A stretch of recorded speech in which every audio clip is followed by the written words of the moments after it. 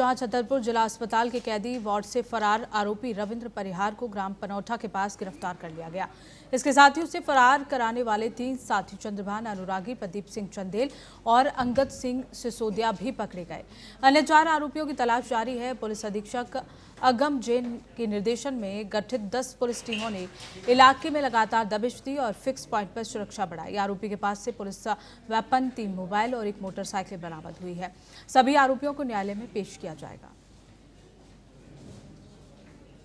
जिला अस्पताल कैदी वार्ड से एक व्यक्ति रविंद्र सिंह परिहार, जिस पर पूर्व से भी अपराध पंजीबद्ध है, वो भागा था और सर्विस राइफल लेकर के भी वो फरार हुआ था। तभी से हमारी टीम उसको ढूंढने का प्रयास कर रही थी। आईजी मैम के द्वारा इसमें 30,000 रुपये का इनाम भी घोषित किया गया था। 10 टीमें इसमें अलग अलग डायरेक्शंस में अलग अलग एंगल से काम कर रही थी और 3 दिन के अंदर ही हमारी टीम को उस आरोपी को गिरफ्तार करने में सफलता मिली है, जिसमें जो मुख्य आरोपी है रविंद्र सिंह परिहार, उसको पनौठा गांव के पास से गिरफ्तार किया गया है। साथ ही जो मुख्य रूप से उसको भगाने में साथ में था चंद्रभान उर्फ गोलू अनुरागी, उसको भी, क्योंकि उसकी मोटरसाइकिल प्रयुक्त हुई थी, तो मोटरसाइकिल के साथ में तो वहीं भारतीय मजदूर संघ के संबंध मध्य प्रदेश बाह्य स्रोत विद्युत कर्मचारी संगठन ने ऊर्जा मंत्री के नाम ज्ञापन सौंपते हुए आउटसोर्स कर्मचारियों के समायोजन की मांग की। संगठन ने कहा कि बिजली विभाग में कार्यरत 45,000 से ज्यादा अनुभवी आउटसोर्स कर्मचारियों को विभागीय परीक्षा के माध्यम से समायोजित किया जाए ताकि उनकी सैलरी, नौकरी सुरक्षित रहे। हाल ही में स्वीकृत 49,263 पदों पर सीधी भर्ती के बजाय इन्हीं कर्मचारियों को प्राथमिकता देने की मांग की गई, जिससे विभाग को दक्ष कर्मचारी मिले और उपभोक्ताओं को बेहतर सेवा उपलब्ध हो सके।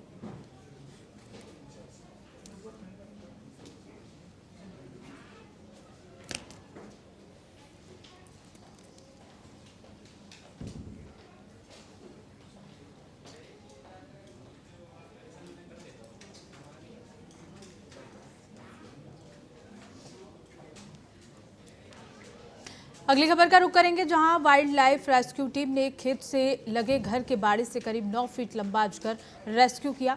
नवलपुरा के अर्जुन राठौर की सूचना पर टीम मौके पर पहुंची। टीम ने सावधानी से उसे पकड़कर बोरी में डाल लिया। बता दें कि अजगर इंडियन रॉक पाइथन प्रजाति का है। वन विभाग के निर्देश पर इसे जाम गेट क्षेत्र में सुरक्षित छोड़ दिया गया।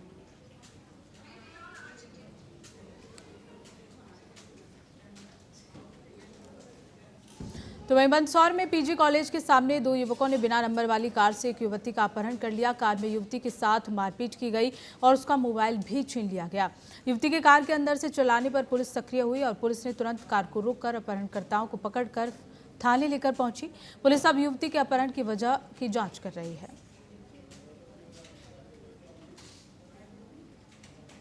सूचना मिली थी कि पीजी कॉलेज के सामने से 2 युवक एक कार में, एक युवती जो पिपलिया मंडी थाना क्षेत्र की रहने वाली है, 22 वर्ष की है, उसको जबरदस्ती बिठाकर ले जा रहे थे, अपहरण कर ले जा रहे थे, जिसको पुलिस की सहायता से युवती को छुड़ाया गया है और युवती के द्वारा इन दोनों आरोपियों के खिलाफ अपहरण और मारपीट की धाराओं में अपराध पंजीबद्ध किया जा रहा है।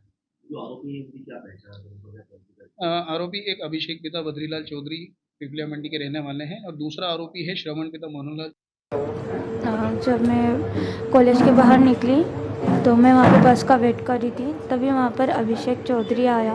एक गाड़ी आई पहले तो 4 व्हीलर, और उसमें से अभिषेक चौधरी उतरा, जिस गाड़ी की ना कोई नंबर प्लेट थी और उसके काले शीशे भी थे। अभिषेक चौधरी मेरे पास आया और मेरे साथ ज़बरदस्ती करके मेरे से बोला कि मेरे साथ चल, और मैंने जब मना किया तो उसने बोला मेरे साथ चल, और मुझे ज़बरदस्ती गाड़ी में बिठा दिया। और जब मैं चिल्लाई हेल्प के लिए तो कोई आया नहीं, शायद किसी ने सुना होगा तो आगे पुलिस को कॉल भी किया। और वहीं मध्य प्रदेश के मंदसौर में व्यापारी संगठनों ने हम्बाली दर में वृद्धि लागू से असहमति जताई है। भारतीय किसान संघ, बीजेपी किसान मोर्चा और दशपुर मंडी व्यापारी संघ की ओर से अधिकारियों को संयुक्त रूप से पत्र लिखा गया था, जिसमें कहा गया था कि 23 अगस्त 2025 को व्यवस्था सुधार के बाद ही हम्बाली दर में वृद्धि पर सहमति बनी थी। हालांकि पत्र के अनुसार आज तक व्यवस्थाओं में कोई सुधार नहीं हुआ है।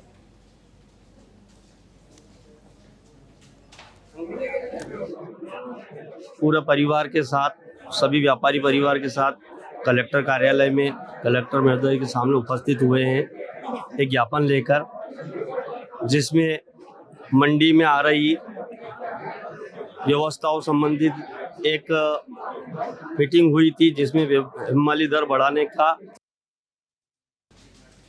अगली खबर एमपी के नैनपुर से है, जहां बिलासपुर जोन के महाप्रबंधक तरुण प्रकाश नैनपुर पहुंचे, जिसके बाद उन्होंने नैनपुर रेलवे स्टेशन का बारीकी से निरीक्षण किया, जिसमें रेल टिकट विंडो, यात्री प्रतीक्षालय, एक प्लेटफॉर्म से दूसरे प्लेटफॉर्म पर जाने के लिए नए ब्रिज का निरीक्षण और इसके साथ ही उन्होंने पिट लाइन के निर्माण स्थल का भी निरीक्षण किया।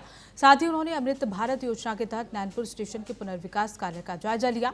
रेलवे महाप्रबंधक ने रेलवे स्टेशन यात्री सुविधाओं पर विस्तृत चर्चा कर अधिकारियों को और बेहतर सुविधा उपलब्ध कराने के निर्देश भी दिए।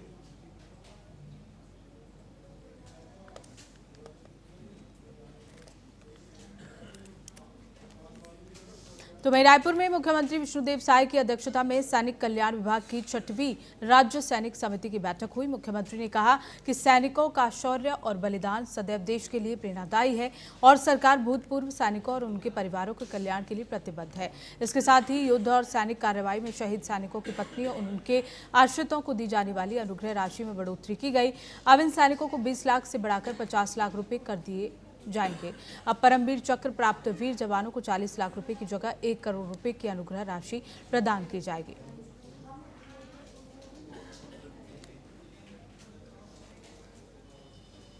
तो वहीं कोरिया प्रवास पर पहुंची महिला एवं बाल विकास मंत्री लक्ष्मी राजवाड़े ने बैकुंठपुर में जिला स्तरीय अधिकारियों की समीक्षा बैठक और प्रेस कॉन्फ्रेंस की।